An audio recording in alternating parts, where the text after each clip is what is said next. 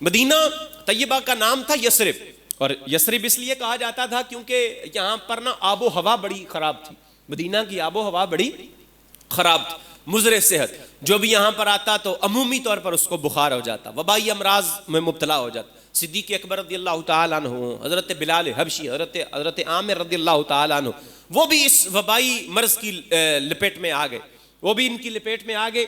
کئی دن سے ان کو شدید بخار ستاتا رہا، صاف ستھرے ماحول کے عادی تھے، مکہ کے رہنے والے تھے، لیکن یثرب کے حالات اس طرح نہیں تھے۔ اب انہیں مکے کی یاد ستانے لگی، مکہ یاد آتا ہے کہ کاش ہم مکہ کے اندر ہوتے، اس کی صاف ستھری ہواؤں میں، صاف ستھری فضاؤں کے اندر ہم بھی سانس لیتے، مکہ کے اندر موجود چشموں پر، آبشاروں پر جاتے۔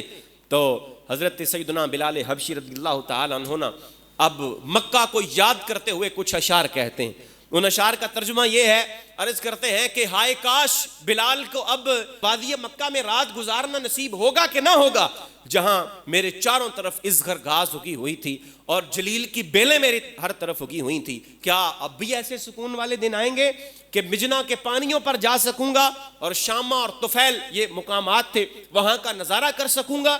یہ بلال نا اشعار کہہ رہے ہیں، اور اس سے ملتے جلتے جذبات کا اظہار صدیق اکبر رضی اللہ تعالیٰ عنہ نے فرمایا، حضرت عامر نے بھی فرمایا، حضرت عائشہ صدیقہ رضی اللہ تعالیٰ عنہ حضور جانے دو عالم صلی اللہ علیہ وآلہ وسلم کو ساری صورتحال بتائی۔ یا رسول اللہ یہ صورتحال ہے، تو جانے دو عالم صلی اللہ علیہ وآلہ وسلم نے اللہ سے دعا فرمائی۔ اس حالت میں اللہ کے علاوہ کس سے دعا ہو سکتی ہے؟ اللہ کے علاوہ کوئی مددگار بھی نہیں ہے، اور اللہ کے علاوہ مددگار ہوتا بھی کوئی نہیں۔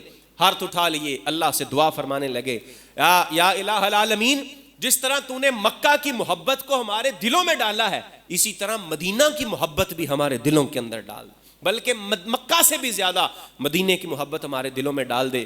مدینے کی ہوا کو ہمارے لیے تو خوشگوار بنا دے، اس کے پیمانوں میں ہمارے لیے برکت دے دے، اور اس بخار کو یہ مدینہ سے جہفا کی طرف منتقل کر دے۔ آپ کی دعا ایسی قبول ہوتی ہے، ایسی قبول ہوتی ہے کہ پھر ان لوگوں میں سے کسی کو کبھی مکہ کی یاد نہ آئی۔